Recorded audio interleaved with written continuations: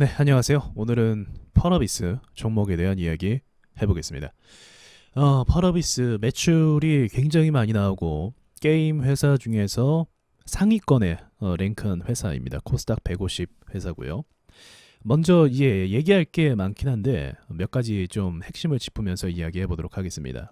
주가가 박살난 건 다 아시는 내용이고, 그리고 더불어서 공매도 이야기가 나온 것도 다 아시는 내용이라고 생각을 합니다. 자, 그런데 이제 제 방송을 오랫동안 보셨고, 최근 오랫동안 보셨고, 그리고 제가 하는 이야기를 좀 이해를 하셨다고 한다면, 지금 펄어비스가 왜 이런 모양을 만드는지를 어느 정도는 아실 거라고 전 짐작을 합니다. 그 부분에 대해서 제가 말씀을 드려볼게요. 세력주라고 먼저 구분할 수가 있습니다. 아니, 이렇게 큰 주식이 무슨 세력주입니까? 이 거래량을 보십시오. 이거를 분봉으로 보면요, 이거는 뭐 세력주라고 볼 수밖에 없습니다. 그리고 자, 이걸 여러분이 이해하시는 게 중요해요. 게임 섹터, 그리고 세력의 매집 과정을 이해하는 게 중요합니다. 이 관점으로 보셔야 돼요. 그래서 지금 공매도다, 뭐 회사가 정말 장난친다, 이렇게만 보시면 세력의 그 의도에 여러분이 맞춰서 가시는 거예요. 세력의 의도는 뭔지 아십니까? 매집 중에 회사를 정말 개똥 같은 회사로 만드는 게 세력의 목적이에요. 이해되시죠? 정말 회사가 안 좋고 희망이 없고 그런 회사로 보이게끔 만들어야 사람들이 팔아요. 그래서 어떻게 합니까? 급등 급락 급등 급락 급등 급락. 아니, 무슨 회사가 가지를 못하니? 주포가 돈이 없네. 토론방이 이런 말 하죠.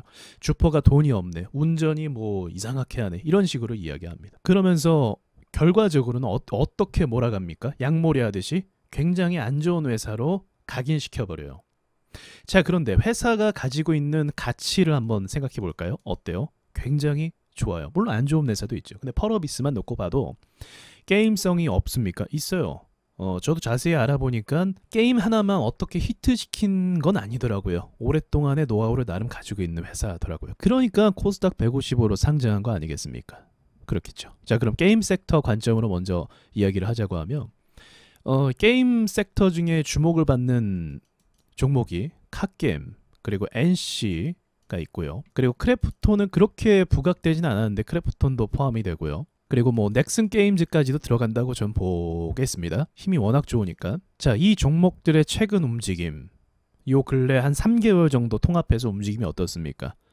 폭락이 나오고 악재가 나오고 별의별 사건들이 다 터졌죠. 그러면 이 회사들의 가치가 어떻습니까? 제가 얼마 전 올린 영상에서 매집하기 위해서 어떤 방법밖에 없습니까? 이렇게 우량주, 진성 투자자가 있는 주식은 어때요? 대외적인 악재를 가져오는 수밖에 없어요. 카카오 게임 아시죠? 오딘 만든 제작사 회사가 상장을 한다 해서 이 주가가 박살이 나고, NC소프트도 슈퍼게미가 뭐 샀네 어쩌고 하면서 박살이 나고, 크래프톤은 그냥 박살 같이 났고, 넥슨 게임즈는 합병을 하는 순간부터 주가가 계속 내리받기 시작을 했습니다. 원래 많이 흔드는 회사이기도 했고요. 자, 그런데 제가 봤을 때 유독 잘 버티는 회사가 눈에 들어왔는데 그게 바로 펄어비스였어요. 아니, 펄어비스는 같은 섹터 안에 있는데 잘 버틴다. 이게 코스닥 150 이거 또 우량주라서 나름 잘 버티는 것인가, 그렇게 나름 좀 생각을 했거든요. 그러나 게임 섹터가 전반적으로 다 죽고 있기 때문에 매수하는 것까지는 고려를 하기가 좀 어려웠죠. 그렇잖아요. 이걸 섹터로 제가 보자고 했잖아요. 섹터에 있는 대부분의 종목들이 밑으로 추세를 하락으로 그리면서 계속적으로 압박을 주면서 음봉을 만드는데, 이게 다이나믹하게 상승하기가 어려운 그림이라는 거죠. 그럴 거였으면 여기서 보냈죠. 근데 이렇게 만든 이상 확실하게 털고 가겠다라는 마인드가 있기 때문에 게임 섹터 자체를 긍정적으로 보기가 좀 어려웠습니다. 이 부분은 분명 아쉬운 부분이죠. 자, 그런데 펄어비스는 잘 버티고 있었단 말이에요. 자, 그러나 보합이 오래 걸리면 어떻게 된다고 제가 말씀드렸죠. 보합이 오래 걸리고 상승이 안 나오면 매도 물량이 나옵니다. 이게 같은 개념이라고 보시면 돼요. 아무리 펄어비스라고 해도 결국 매수가 들어와 주지 않으면 매도 물량이 나올 수밖에 없습니다. 물론 공매도이긴 하지만 이거 세력이 만든다라고 했죠. 그럼 세력의 입장은 무엇입니까? 세력이 원하는 그림은 뭐예요? 자, 지금 말했던 회사들, 카카오 게임, NC, 크래프톤, 넥슨 게임즈, 기타 등등 좋은 회사들이 있을 거예요. 그 회사들의 진성주주들을 떨궈내기 위해서는요, 대외적인 악재를 가져오는 수밖에 없어요. 다 모양이 다르죠? 어떤 식으로 가져왔는지 모양은 다 달라요. 근데 펄어비스는 뭐라고 했습니까? 중국 앱스토어에 상장해서 1위를 찍었는데 그 다음에 어떻게 해요? 매출이 부진한다. 라는 말도 안 되는 이야기로 주가를 박살내더니 오늘도 9%나 굉장히 많이 빠진 수치죠. 오늘도 9%나 하락을 하게 됩니다. 자, 그럼 다음 넘어서 섹터 자체가 밀리고 있었기 때문에 이것도 그와 관련해서 밀렸다라고 일단 해석할 수 있는데 중요한 건 뭐죠? 세력이 매집 중이라는 겁니다.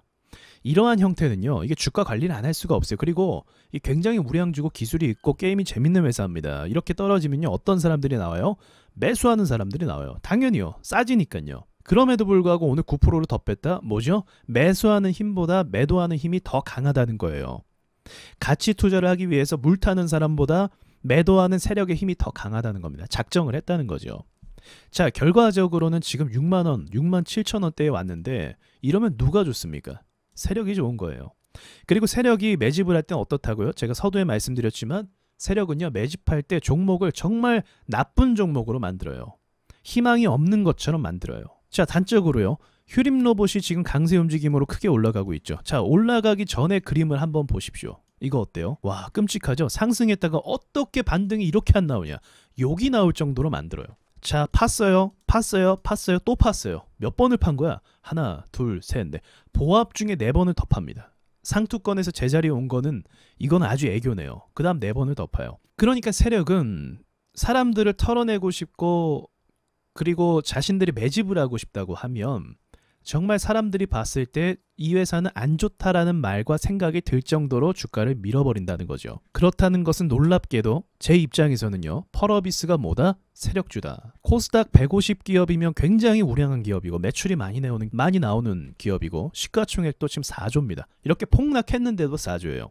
아니, 4조짜리도 매집을 할 수 있습니까? 매집할 수 있죠. 이유는요, 우리나라 대세 상승장 갈 때요, 바이오 섹터의 그 시가총액을 보잖아요. 그럼 조 단위가 넘어요. 조 단위 종목이 어떻게 됩니까? 거래대금을 1조 이상 터뜨립니다. 펄어비스 거래대금 얼마 나왔어요? 1조 나왔어요. 카카오게임 볼까요? 자, 보십시오. 카카오게임즈 거래대금 얼마 나왔습니까? 여기 1조 5천 정도가 나왔습니다. 어마어마하게 나왔죠? 근데 나오는 유형이 어떻게 해요? 삼성전자처럼 이렇게 꾸준하게 거래량이 생깁니까? 그게 아니에요. 어느 한 번의 급등으로 인해서 2차 VI까지 가는 거, 그걸 이용해서 주식을 끌어올렸다, 인위적으로 올렸다라는 거죠. 이게 가능하기가 쉽지가 않습니다. 분봉으로 보면 답이 나와요. 근데 이러한 모습을 만들고 차트를 이렇게 결국은 만들어 갔다라는 것은 무엇으로 이야기할 수 있을까요? 세력이 돈을 쏘고 차트를 관리하고 있다라고 이해할 수가 있습니다. 카카오게임도 보세요. 한번 팠죠? 갈 것 같이 하더니 또 팠어요.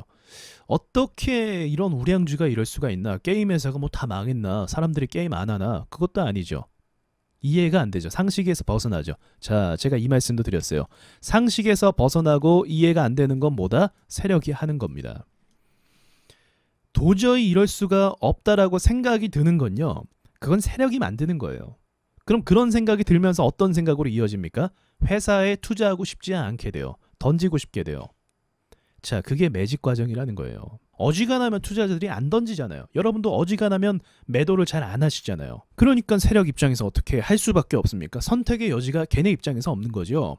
말도 안 되는 악재를 가져와서 폭락시켜버리기. 자, 그렇다면 이제 폭락을 시켰으면 뭐 매집을 하고 바로 보내냐? 사실 그것도 아니에요. 자, 그럼 이 말씀만 드리고 마칠게요. 자, 그럼 매집이면 결국은 뭐죠? 올리겠다는 거예요. 그래서 저는 게임주에 대해서 사실은 긍정적으로 보죠. 다만 타이밍을 이때 올리지 않고 밀어버렸기 때문에 뭐다? 야, 이건 여기서 밀면 한 6개월 정도 뒤에 오르면 좋은 건데 6개월 뒤에도 못 가게 되면은 이거는 1년 이상 걸릴 수도 있겠구나 생각은 했거든요.